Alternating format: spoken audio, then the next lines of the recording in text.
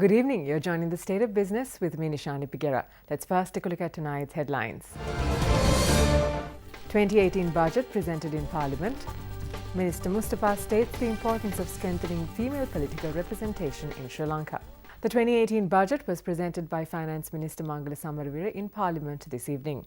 According to the budget, all vehicles in Sri Lanka will have to be eco-friendly by 2040 as a part of the Green Initiative to promote eco-friendly vehicle usage within the country, and the importing of vehicles without airbags will be banned as a result of rising safety concerns. 2017 වර්ෂයේදී ආර්ථික වර්ධනය 5% දක්වා ඉහළ නැංවීමටද උද්දමනය 6%ක මට්ටමකට පවත්වා ගැනීමටද අපේක්ෂා කරනවා.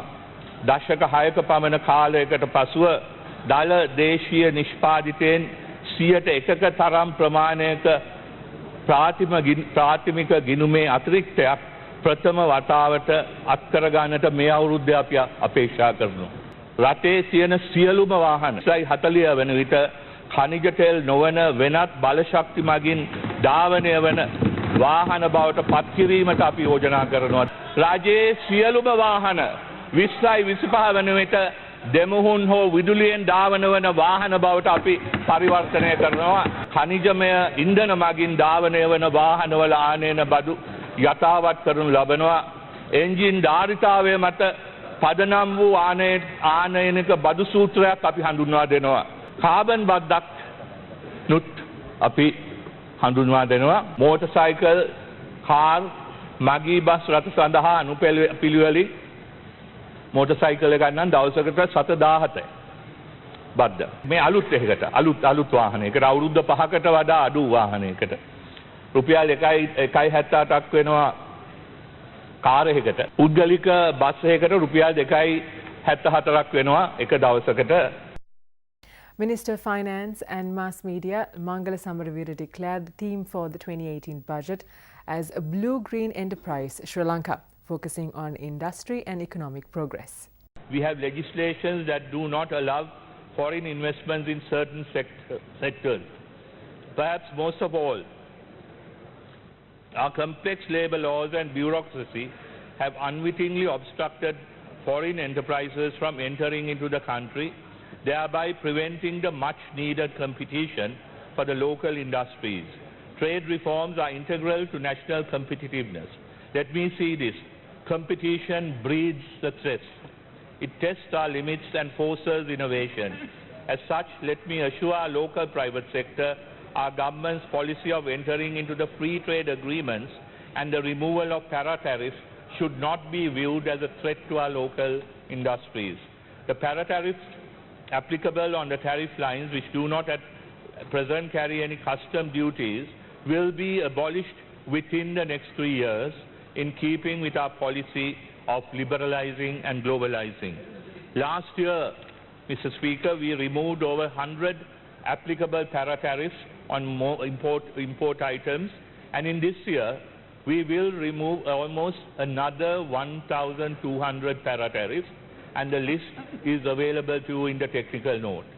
However, while we will be phasing out the para-tariffs, which are also in line with our WTO commitments, such action will be followed by way of a trade adjustment program in the interim period that will provide relief and support to the local private sector to adjust to this new system.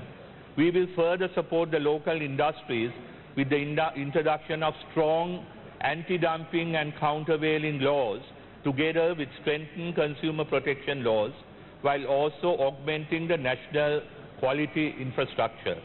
At the same time, we will also introduce anti-competitive laws addressing mergers and monopolies, practices to ensure that the private sector can be better facilitated to grow to scale and yet ensure a level playing field in which both the industry's growth and the right of the consumer are protected.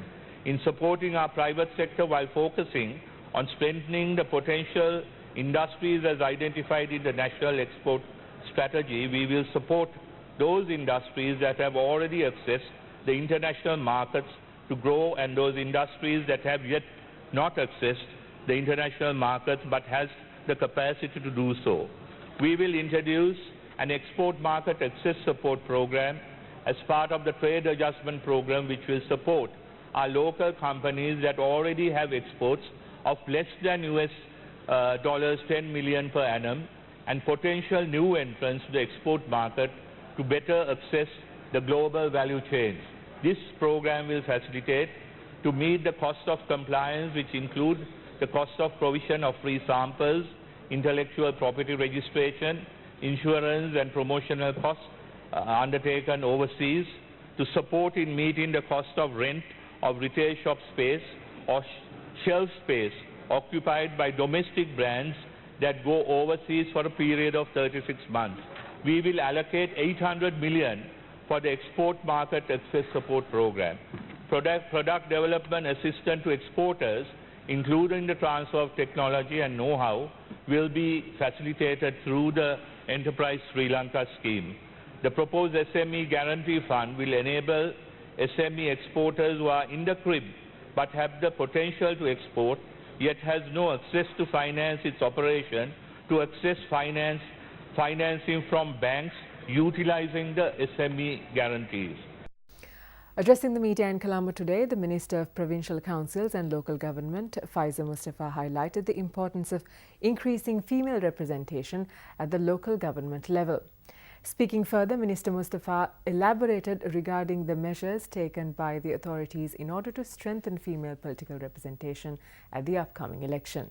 අපේ රටේ දේශපාලන දිහා බලනකොට පාර්ලිමේන්තුවේ 105කට අඩු ප්‍රමාණයකුත් පළාත් සභා හා පළාත් පාලන ආයතන ඊට වඩා අඩු ප්‍රමාණයකුත් අපි දකිනවා පළාත් පාලන වල 101.9ක ප්‍රවණතාවක් අපි දකිනවා. ඒ නිසා අද පළාත් සභා පළාත් පාලන වල 125ක කාන්තා නියෝජනයක් ලබා ගැනීමට අපි පාර්ලිමේන්තුවේ 50 සම්මත කරලා තියෙනවා. ඒ වගේම නාම යෝජනා පත්‍රයේ වලදී කොට්ටාශ ලයිස්තුවේ 10%කුත් සමානුපාතික ලයිස්තුවේ 50%කුත් කාන්තාවන්ගේ නම් ඇතුළත් කිරීම අනිවාර්ය කරලා තියෙනවා. 14 වෙනිදා පාගමනක් අපි විහාර මහාදේවී උද්‍යානයේ ඉඳලා නිදහස් චතුර දක්වා සවස් 3ට අපි ආරම්භ කරලා තියෙනවා.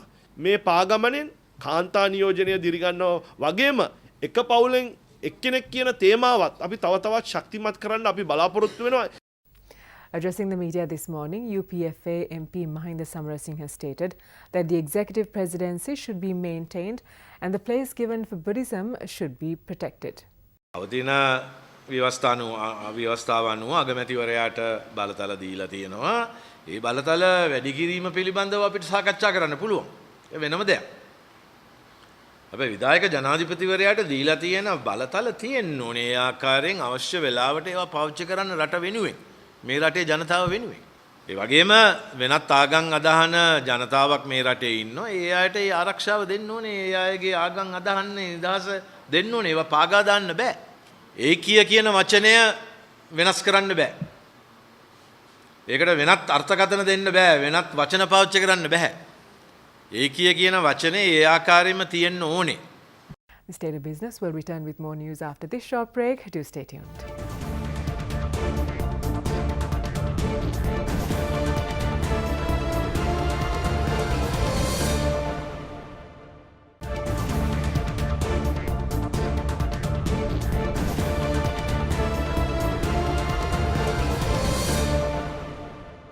Welcome back. You're watching The State of Business. Speaking to our television, the CEO of Sri Lankan Airlines, Captain Suren Ratwatta, today expressed his views regarding Sri Lankan Airlines' long-haul expansion with Melbourne. Captain Ratwatta also emphasised the importance of the new route between Australia and Sri Lanka, which will be a footpath to improve regional growth. We are very positive about the Melbourne route. As you know, we have very few long-haul destinations, and we pick very carefully which ones we operate to. The reason Melbourne has been chosen for us to operate there is that there is about double-digit year-on-year growth in tourism between Australia and Sri Lanka. We also feel that with the large Sri Lankan community in Melbourne and in the rest of Australia, we have a good opportunity to play this into a long-term route for the airline and for the region. We are finding forward bookings are very good, and we have a lot of traffic through to Indian destinations, which is very positive in the long term. It's a new route. It's going to take a time to turn profitable, but once it does, and we are very confident it will, we will then look at other destinations in Australia as well. In more news tonight, the 19th Conference on International Network of Affiliated Ports was held in Colombo on the 7th and 8th of November. The conference was held under the patronage and initiative of the Minister of Ports and Shipping, Mahinda Samarasinghe. The two-day International Maritime Conference was held with the participation of 8 countries, including Bangladesh, China, Indonesia, Japan, Philippines, South Africa and South Korea. The first round of discussions on the 19th Conference on INAP 2017 was held early this year at the Sri Lanka Ports Authority in Colombo. Established in 1998, INAP is aimed at exchanging and sharing information on maritime transport and port affairs among member ports. The INAP activities, including studying and discussing potential measures to promote mutual exchanges and create a world-scale port network to respond to the needs of marine transport on the basis of intra-regional network among ports. Let's take a look at how the stocks performed today after this break.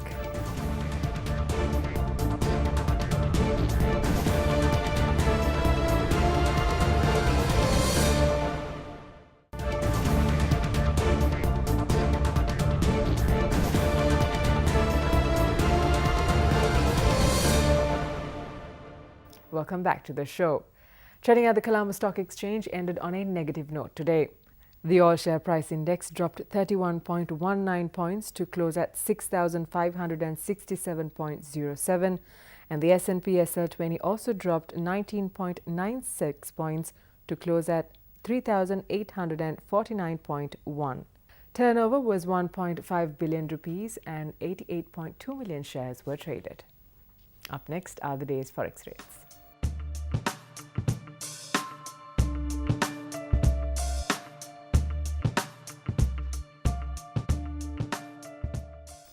That's all the news we have for you tonight. Do join us again tomorrow at the same time. Thank you for watching. Good night.